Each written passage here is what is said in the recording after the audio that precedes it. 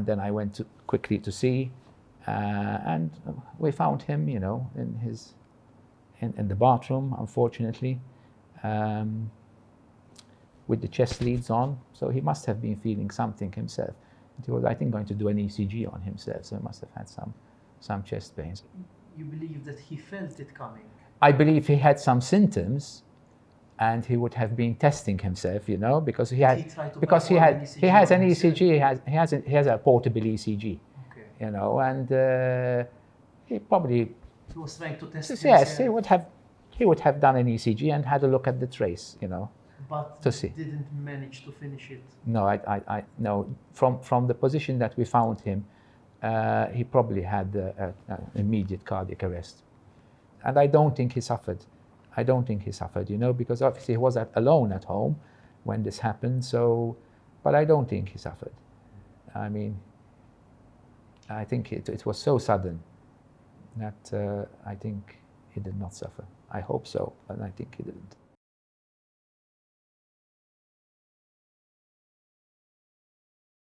As it would have it, on that day I had an appointment which I couldn't avoid. So I went to this appointment, and when I came back, my daughter said to me, "Ma, Simon phoned to say Albert isn't answering the phone." Simon is his partner. And funnily enough, the day before, I had spoken to him, and a few hours later, something said to me, something's going to happen to Albert. So when my daughter told me he's not answering the phone, I sort of said, oh, here goes. He lived next door. So when they told me he wasn't answering the phone, I got my key, because I had a key to the house, and I went in, calling Albert, Albert. But as he was a bit deaf, you know, I thought he wasn't hearing me. Of course he wasn't hearing me, he had passed away. And when my daughter and I found him because we went up to the floor where his bedroom was. And next to his bedroom, he had a little living room. So my daughter went to the right to look in the bedroom and the living room, and I went to the left where his bathroom was. And I see him there, dead on the floor. Madonna. At the time, I don't know if I shouted, I don't know, but I know my daughter came running, put her thumb on his neck, and I told her, Nick, it's useless, he's passed away. As I would say the Lord wanted, his phone rang with the name of Thomas Fenech, who is a cousin. At about 12:15, I rang up his number on the day, Tuesday, I think, 28th December. I rang him up, and instead of him answering, it was his niece, Nikki. And I said, Nicola, and she answered crying. I said, Nikki, what happened? What happened? She said, because Uncle Albert just died. And that very minute, my heart just stopped. Miskin, God only knows what a fright poor Thomas had. Because, you know, I mean, everyone saw him a couple of days before. He seemed to be okay and everything. But apparently he was very good at hiding what was going on, you know. When you arrived at his house, you were with him? Yes, I was, because this phone call happened over here. So I left, I had a video conference call, and I left it, and we went straight to Albert's house. So we rushed there, really, to... You went in and examined him? I went in and examined him, obviously. What did you feel in that moment? Not very good. I didn't feel, you know... it's very hard when it's a family, you know, person and someone you really admired and loved, and it's hard. It's hard. But the thing is, once we organized him, dressed him, and did everything, it looked quite peaceful. The tragedy is that he spent so much time at Capua and other hospitals that it's a shame that it didn't happen when he was in a hospital, because obviously he could have got first So it was a care. heart attack. Yes. How ironic that he must have saved so many people in exactly that same situation himself. He saved so many Yeah. people In that of situation. heart disease, Yes. but he couldn't save himself. Yeah, no. That's the irony. Anyone who knew him, you know, especially his patients, would tell you, he saved my father, he saved my mother, he saved me, you know. And nobody could save him. The good Lord wanted him. I never believed I would see him the way I did. To me, Albert was Albert was 70, but for me, he was the forever teenager, the forever young person.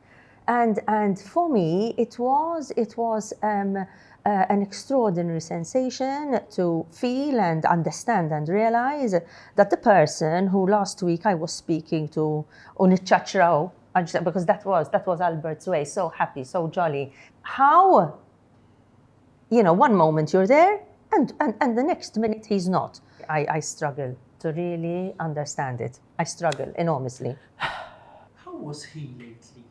Did he show any signs that he might have been sick or ill? No, physically, he was diabetic. We know he was diabetic, and he did have a few minor problems with his diabetes, but nothing out of the ordinary. He was still working, still seeing patients, still very active, spending long hours seeing patients. So totally involved with patients, I would say. Patients. So no, I didn't get any feedback that he was particularly ill or had anything particularly serious with him. The last time I spoke to him, which was about a week before this terrible news, he sounded, he started off with a joke, ended with a joke, and sounded absolutely perfectly normal. We all looked up to him because he was really a great guy. He was a very sportive person. He was very intelligent. He was good at everything he did, really. So I would really describe him as being larger than life character. Wherever he was, meeting his school friends, they all commented on how great he was at school. He participated in everything. He was great on stage. He was a very good actor. He was a good singer. So he really was a great guy. And obviously a great cardiologist, very good surgeon, very dedicated to his patients. He knew each patient individually. He cared for each one of them. It went beyond the medical benefit he could give them. The patient felt good with Albert, and the bond he used to create between the patient-doctor bond, I think was amazing. All the other doctors and patients, I remember, used to comment on how great he was, because he was one of the first people actually to introduce music while he's doing procedures. He used to ask the patient which music they would like to hear. And if it was, something he could sing along with, he got the name of a singing surgeon. He had a lovely voice, mind you. So while he's doing your procedure, you'd be hearing the music and he's singing. So he was called the singing cardiologist. But he pushed boundaries.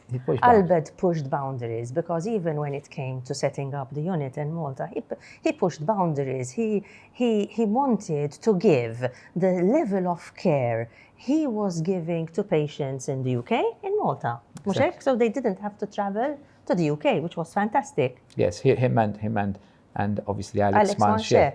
They were a great team. Yes. Albert was quite an actor, I don't know, I think I mentioned to you about the time he acted in South Pacific as a sailor, and believe you me, he did his act so well that people were in stitches, some of them, including me, even had accidents with laughter, because he was that type of person. Another time in Glasgow, when he went to specialise, they used to have, the cardiac unit used to have a play for the patients at Christmas. And one day, Albert decided to be Nureyev, the Russian ballerina. Now, being that Nureyev was famous for his leaps across the stage, well, Albert obviously couldn't do that, so he arranged for him to be tied up with a rope and about 5 people lifting him up and when they lifted him up, the rope gave way and everyone thought it was, you know, part and parcel of his act. But in fact it was an accident. It was, yes. Xkana. You know, palk. yes. You know, but everyone... suppost kellu jaqbes, kellhom jerfuh biex iġibu jisu qed jaqbes inqata' l-ħabel u ħada. You know, and everyone thought it was part of Albert being what he was, you know, making everyone laugh. But that was Albert, you know. So yes, so Albert really, you know, left a big impression on many of us, family, you know, cousins and everything. He left a big impression, and he always remained cousin Albert. You know, he always remained very approachable and, you know, great fun to be with, to the very last minute.